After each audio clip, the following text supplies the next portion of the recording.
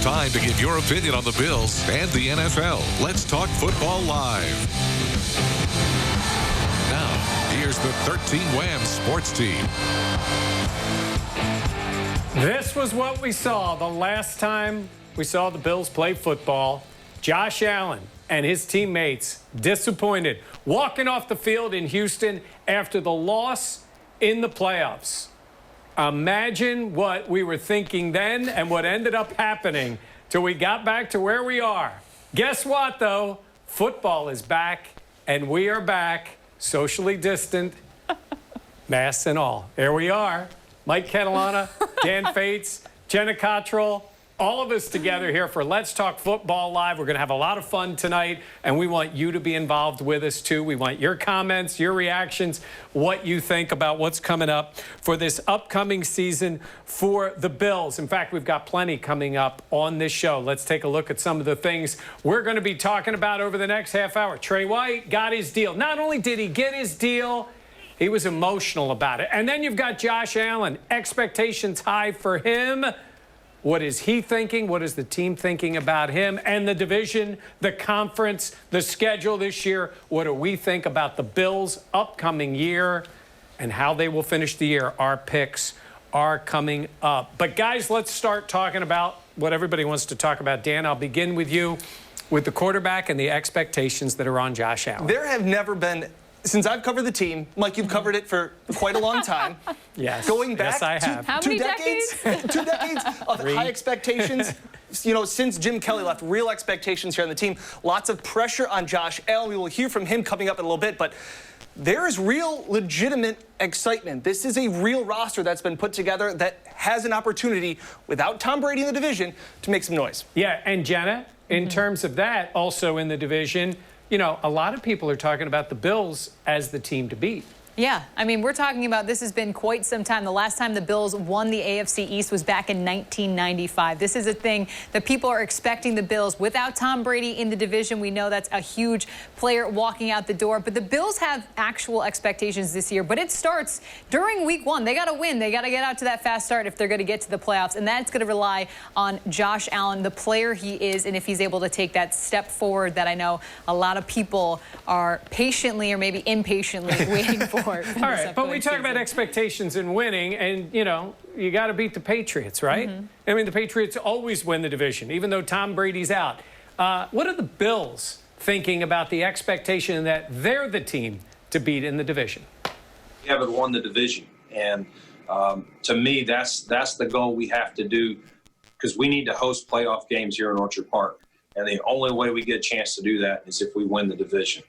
I truly believe we're trending up. We're heading in the right direction. But, you know, results will speak for themselves. And, again, until we win the AFC East, I'm not going to feel like we're on track. You know, that's a big hurdle that we need to do here.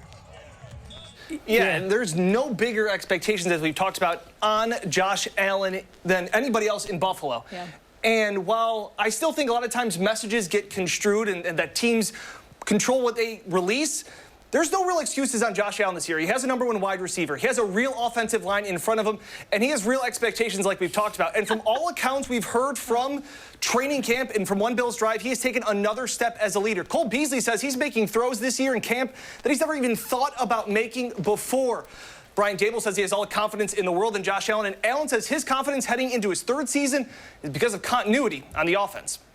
I mean, I feel like I'm more in control of the offense this year. I understand. At least I have more answers to problems that we're going to be faced with, and I think that the familiarity with the offense and being, having such a great relationship with Coach Dorsey and Coach Daboll, and just knowing the knowledge that I know now, it's been, I wouldn't say it's been easier, but it's been more comfortable. That's a pretty good deep ball. Yeah, nice throw there. Look, I look at Josh Allen, Jenna, and I think to myself, he made the NFL's top 100 players. I don't believe he's there. I don't believe he's one of the top 100 players. He can get there. I don't think he is.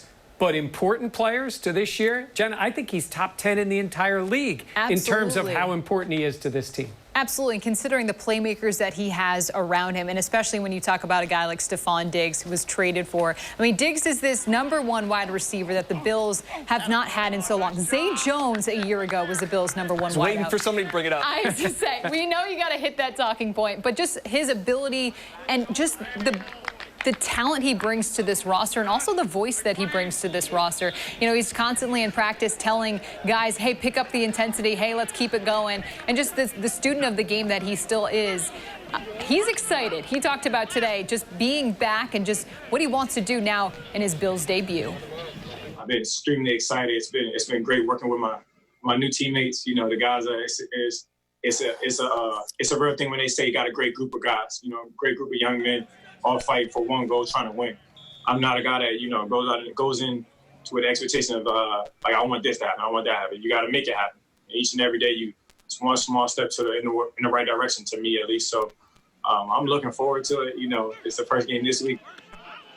Yeah, that first game this week. Let's talk about it, too. The fact that I feel like, you know, time will tell on the field on Sunday, but the chemistry that Josh and Stephon Diggs have been able to build. Stephon saying it has to do with a lot of Call of Duty this past preseason, but the fact that I mean, Dan, Mike, you see it in practice. They're always around one another, talking to one another, and I think, I mean, anything helps. Yeah, and he's been talking to everybody. I've been really impressed by Stephon Diggs' leadership. I knew they were getting a true #1 wide receiver. I didn't expect them to get as much of a leader as they got. You know, you kind of, with Lorenzo Alexander gone, Eric Wood gone, like over the years, you know, you have to usher in a new leadership team, and it looks like Diggs could be one of those guys in that offense. Yeah, it's nice to lead when you're that good, too, because teams and players will want to follow. He's the author of the Minneapolis Miracle that you remember when they beat the Saints in that playoff game, and wouldn't he love to have a moment like that for the Bills? So it comes down to how much can he help Josh Allen, and what can Josh Allen become? It's one thing for us to say the expectations are high on Josh. What are you, the fans, saying? So we put out a Twitter poll today asking, like, what is your confidence level in Josh Allen as the Bills quarterback? And I asked, do you think, what will he be as a player for this year? Your confidence level. Pro Bowl and Super Bowl got a decent amount of votes. The most votes, no doubt about it, improved, and a playoff win. That's almost 81%. A time to worry to me would have been like, it's not great, but we'll give him one more shot, and QB is a problem. If that's the case, this is going to be a very disappointing year. We got some comments, too, from fans who also voted in our poll. What do you think about Josh Allen for this year? What do you got there, Jenna? Yeah, so Alexander tweeting in, Tyrod made the Pro Bowl. I want improvement and wins. But Mike on Twitter, you made a good point, the fact of he was named to the Pro Bowl as an alternate type of guy. You have to make the Pro Bowl. I know the Bills fans want Allen to make the Pro Bowl. There's plenty of comments, though, as this was obviously a pretty big talking point today. Yeah, more comments. I believe he's definitely improved. Playoff wins, this from Travis, or bust. Pro Bowl next season, I believe, and then maybe just the Super Bowl. And I think we've got one more comment that we had from today. What'd Jim say, Dan? I'll see it when I see it. And I think that to some respects, I thought the poll made a lot of sense. Not to say that social media, we can get overreactions on social media. No, that never happens. But I really thought that poll was like now that there's real expectations and the Bills have a legitimate roster, especially on paper, fans seem to be realistic. Yeah. This is a realistic playoff team. That's because they haven't played a game yet. Well, that's okay. Touche. But if you look at the talent level on this roster and how far this team has come, even in the last 4 years, I agree with Dan, absolutely. You can see why there are all those expectations on this team. It's just about putting it together. All right, talk about talent level. When we come back, we're going to talk about the guy who's, well, he's the most talented and the highest paid right now. And some powerful words, an emotional Trey White about staying in Buffalo and getting the deal done. When we come back on Let's Talk Football Live. Welcome back to Let's Talk Football Live. They're the primetime Bills. Woo! They're all over national TV this year. How about this one? A Thursday night, October 15th on Fox. Wouldn't it be great if there can be fans in the stands? I guess we'll know maybe in October. Who knows? Bills versus Chiefs. And then in December, I mean, come on. At the Niners on a Monday night game. Then the next week, 6 days later, they fly back east. They play the Steelers. What a game that will be. I mean, that great one last year in primetime in Pittsburgh. And then a Monday night game At Foxborough. They always play in Foxborough Right around Christmas time. Every Yeah. year. Yep. That Super is fun the drive. case. It is. It's a super fun drive. It's beautiful lovely that to time be of year. there. It is. It is. All right, we're going to get right to the Trey White thing because he signed his deal this week. And Jenna, I know you were all in. I know Dan and I were too on the way he spoke about staying in Buffalo and getting that deal done.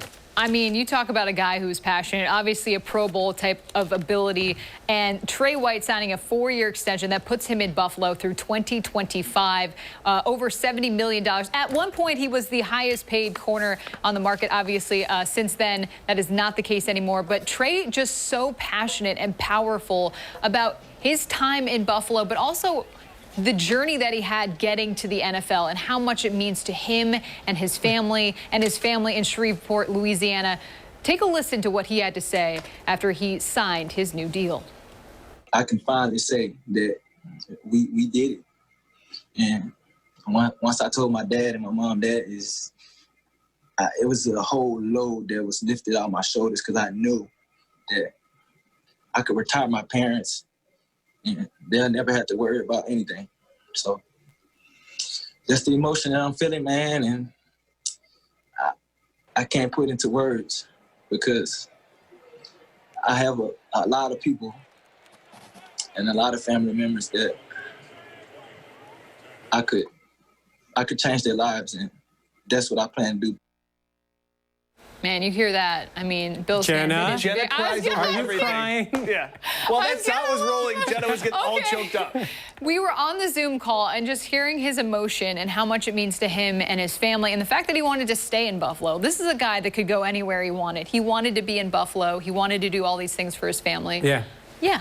I got a little tear yet. I think Somebody he's was a- cutting onions. It's fine. Yeah. I've been pay Trey for the longest You time. have. You're right. And they should pay And they him. got a good deal. They got it. They had a great deal. Isn't it something when it's thought of as not the best deal a player can get when he got $55 million guaranteed? I was there the night in Philly when he got drafted. We didn't expect it to be Trey White. They traded back that year. And he was so enthusiastic and so much fun. And you thought, man, I really hope this guy becomes a good player. Yeah. Instead, he's become a great player. Now, he's not the only guy on the defense. The defense is looking for a little help this year, aren't they, Dan? Yeah, it's interesting that very rarely do you hear the honesty in some players, and then some people go, well, I can't believe he said that. Because in the media, we want honesty. You as fans want honesty. Well, today Micah Hyde was on a Zoom call with reporters and was asked about how this offense, it seems like everybody wants to talk about the offense. Even when defensive players are asked questions this training camp, it's about the offense. That's the kind of hype that Josh Allen and Stephon Diggs are getting. And Micah Hyde today gave us a little insight on what it's been like being on the Bills' defense the last few years. I would have never admitted this back then, but it was frustrating, some of those years to go out there and, defense possibly playing well, they're, getting some takeaways and turn the ball or getting some turnovers from the offense, and then our offense going out there and struggling. So it was frustrating. But now, we're at the point where we're just as excited for this offense as they are. It was interesting because I felt like last year Jerry Hughes said during around this time, it was refreshing not to always have to grab your helmet on third downs, that the team was taking steps in the right direction. And it's just nice to hear Mike Hyde be like, yeah, it was frustrating going out there after we'd get a turnover and they'd go 3 and out. And now, this is the real expectations for this team. And they can be honest. Yeah, and this offense is going to need to score, Jenna, because the schedule's tougher. Yeah. And they're playing against some great quarterbacks. So as good as the defense is, Jenna, if this offense is only scoring 20 points a game, I think they're going to struggle as a team. Absolutely, and that's one of the things that would help out the defense so immensely is just having an offense that will be able to take some time up of the game clock, and that's something that we saw last year. We talked about it on our Buffalo Plus podcast, the fact that, having an offense be able to stay on the field, it just gives that break. You can't rely on the defense every single game, and I think we might have saw that a little bit last year, but just to have consistently scoring points, and I'm going to be specific, scoring points. Specifically, we know Dan loves that. But no, I mean, the offense, for this Bills defense, for them to be the complete team that they want to be, it's got to be exactly that, a complete effort. Yeah. Honesty that we heard. And the answer, and you could almost see it in Micah Hyde's face. He's like, do I go here? Do I do it? But we all know it. We all saw it. And you know what? There's probably going to be times this year where the offense is going to need to bail out the defense. I know everybody loves the defense, but I'm telling you, you're going against Mahomes and Russell Wilson and Jared Goff and Ben Roethlisberger. There are going to be times where the defense is going to give up 30 points this year. And I think of the Eagles game. I think of the Eagles game last year. And you just need an offense to win you a game. Yeah, in that game. And a quarterback. Well, that game, the Eagles were able to move it on the ground. Carson Wentz made a few plays. They just needed the offense to do, our defense that needed the offense to do something for them, and they got very little done in that game, and that was a winnable game for them. All right, we're going to take a break. We know the season is back, but I know you fans missed going to Fisher. So we're going to talk with a guy who knows all about the Bills and training camp at Fisher and the thoughts on returning there next year when we come back on Let's Talk Football Live. Hey, welcome back to Let's Talk Football Live. We've got a special guest with us. Greg Connors, sponsor of our show, big Bills sponsor, former Alfred University football player. Welcome to the show, Greg. Mike, thanks for having me. It's great to be talking with you about football. All right, speaking of football, you know this team as well as anybody who is around it. What are your expectations for the Bills in 2020? Oh, I've got pure excitement. I remember talking to you last year right about this time, and I threw out there I thought the Bills could go 10-6 if things went their way. This year, my gut and my heart's telling me 12-4. I think the Bills probably, depending on how things go, more realistic, might be 11-5. It's going to be a different year. We start out Sunday, no fans in the stands. As a person who sponsored this team, but also been there as a fan, what do you think this is going to be like? It's going to be going and watching a Pee Wee football game. The only people that are going to be cheering are going to be the people that are on the sidelines and the coaches. Obviously, the intensity level, all that. It's going to be really weird. I was talking with my boys just a couple of days ago about it's game week. It's the kickoff to the season. The Bills have a home game, and we're not going. It just doesn't feel right. So we're going to do a little tailgate, in the driveway before the game this weekend and try to make it our own little special routine that we would normally have had going to the stadium. Yeah. But it's going to be, and the rule they're having in terms of the crowd noise, I don't know. I mean, they're trying to do it as a neutral, element to the game, and that the home field advantage is because you're home and you're in your familiar surroundings.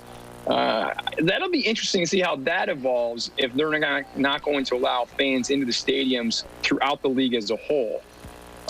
So it's going to be an interesting element. But you know what? It's going to be football on Sunday, Mike. So I don't care if there's one fan there or there's going to be 70,000 fans there. All right, one last thing. We know you sponsor a training camp. We couldn't have it at Fisher this year. What do you know about next year and beyond as far as St. John Fisher and the Bills are concerned? Well, as far as we know, and as far as we're concerned, it's his go. We're moving forward with it into next year, into the planning for next year. I know that Coach McDermott was actually disappointed that the NFL took away doing training camp outside of the training facility. Right now, we're excited to have the season start. We're excited for the Bills to go 12-4 and win the Super Bowl, and then have training camp in Rochester next July. Wouldn't that be something to see? Hey, Greg, enjoy the tailgate party with the family. Enjoy the game, and we'll be checking in with you later during the year. Great. Thanks, Mike. All right, when we come right back on this, we already heard Greg's prediction on the team. Jenna, Dan, and I have our picks on what will happen Sunday and what will happen this season when we come right back on Let's. Hey, welcome back to Let's Talk Football Live. Mike Catalano, Jenna Cottrell. Jenna Cottrell, Dan Fates. Hey, guys. There we go, the whole Don't team mind me. together. It's going to be some season. We haven't talked about the opener itself. And they're playing against the Jets. They play the Jets twice every year. And I think in part, guys, this was because, outside of it being the Chiefs or the Patriots, it's really about your own team. But they are playing the Jets, a team that, has given them trouble.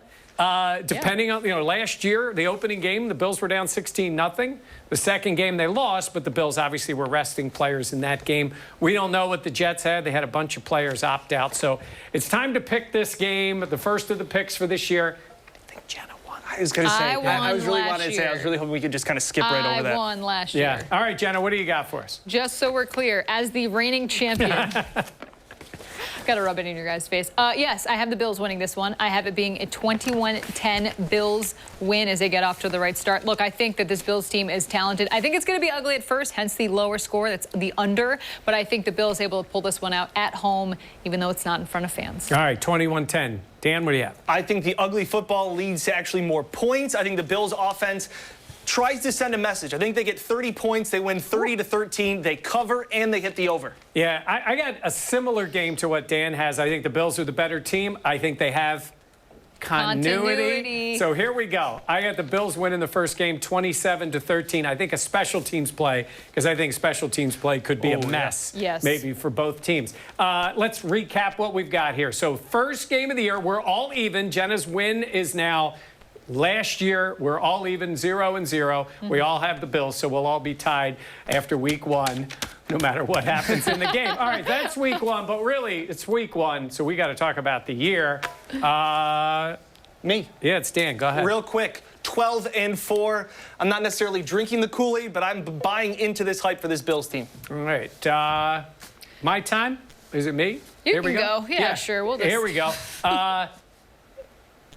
Oh, no, it's me, 11-5. Yes, me, 11-5 on the year. I got them going to the AFC Championship game, not the Super Bowl. Jenna? I was supposed to start, but that's okay. I have the Bills. Hey, I think their schedule is very tough. I have them winning in the playoffs, but I have them going 10-6 in the regular season. All right. Quickly on a hot take. Dan, what do you got for us? Tom Brady wins MVP. Ooh, Tom Brady wins MVP in Tampa. Jenna, what do you have? I have Tom Brady and the Bucs are not good and won't make the playoffs. And you know what my hot take is? Neither the Chiefs or the Niners not only don't make it back to the Super Bowl, they don't even make their conference championship game. My hot take for today. That's going to do it for us. We're back every Thursday night at 7. For Dan and